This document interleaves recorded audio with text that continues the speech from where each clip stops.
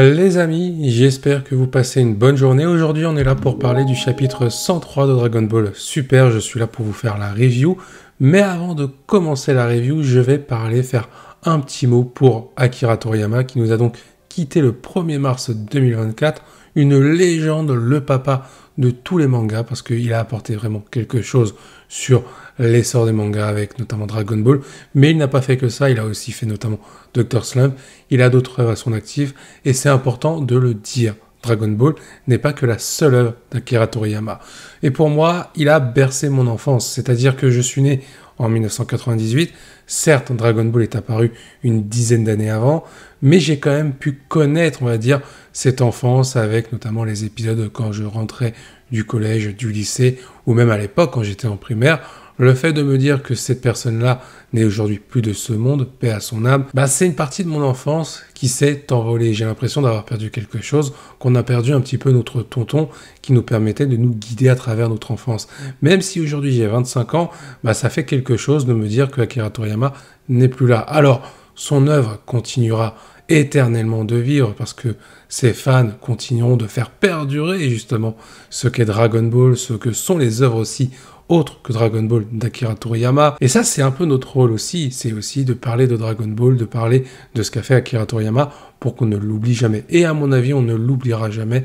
Les futures générations le connaîtront même s'il n'est plus de ce monde. Je tenais à exprimer ces quelques petits mots. C'est vrai que je n'avais pas tant réagi que ça à son décès sur mes réseaux sociaux, sauf au travers d'un post, que ce soit sur YouTube ou encore sur mon Twitter ou plutôt sur X, tout comme sur Discord. Il est vrai que je ne voulais pas faire une vidéo déjà parce que le sujet me touchait personnellement aussi, comme de nombreux fans, de nombreux lecteurs de Dragon Ball ou des œuvres d'Akira Toriyama, et je ne voulais pas profiter, entre guillemets, même si ce n'était pas mon intention, d'avoir de la visibilité suite à son décès. Je préfère en parler au travers de cette review afin que tout ça soit mis au clair. Désormais, il est temps de parler du chapitre 103 de Dragon Ball Super. Un chapitre qui commence par le combat, la suite du combat entre Gohan avec sa forme Beast face à Goku avec son Ultra Instinct.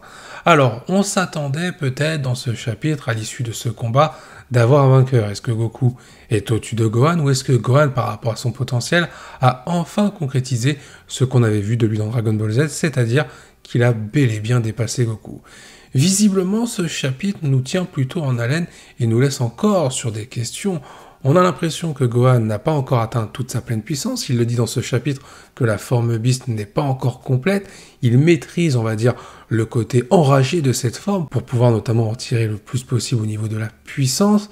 Mais il ne va pas au-delà au risque de perdre le contrôle. Ce qui veut dire que Gohan a encore de la puissance en réserve. Alors que de l'autre côté, Goku, on le voit clairement, il ne se bat pas totalement à fond avec l'Ultra Instinct. Il est même surpris par Gohan en forme Beast. Mais on le sait, je viens de le dire, Goku n'est pas à fond. Donc on est toujours sur cette interrogation.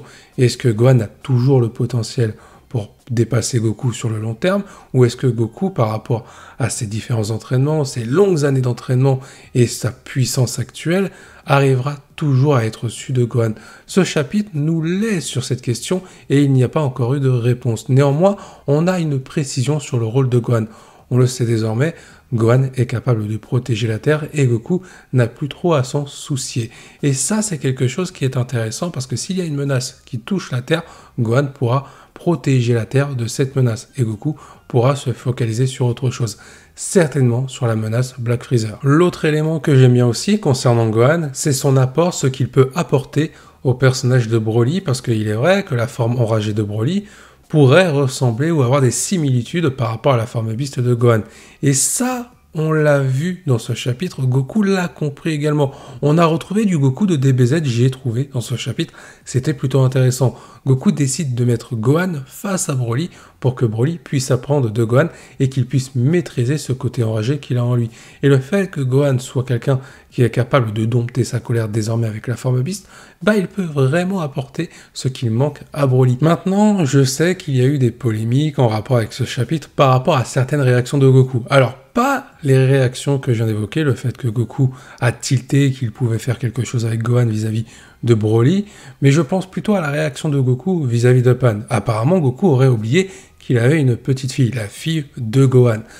Le truc, c'est que moi, ce que je comprends dans ce chapitre, c'est que pour moi, il ne l'a pas oublié. C'est juste que Goku, il pense vraiment au côté entraînement, il pense à d'autres choses. Là, quand on lui dit qu'il a une petite fille, il ne réagit pas directement. Mais bien entendu, Goku n'a pas oublié que sa petite fille, c'était Pan et qu'elle existait. Je veux dire, Goku, il n'oublie pas ce genre de choses. Là, c'est plus pour le côté comique et rajouter un petit peu de la naïveté à Goku. C'est plus maladroit qu'une incohérence. D'ailleurs, la fin du chapitre est plutôt sympa parce qu'elle rejoint un peu la fin de DBZ par rapport à la relation entre Goku et Pan.